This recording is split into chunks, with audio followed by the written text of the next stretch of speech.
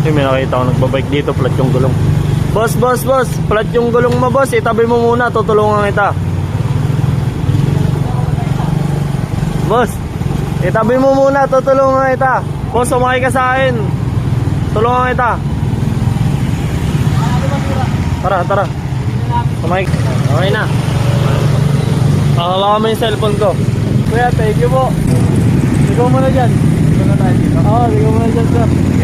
Diretso na tayo dyan, sir. Sige. Di ka saan ho ba kayo, sir? Taga dyan lang ako sa malayo. Nabuti niya po ako. Flat yung gulong eh. Oo, kasi kanina pa ito tinatawag eh, ayaw mo tumigil eh. Kaya nga, flat kasi yung gulong po. Gulong mo eh.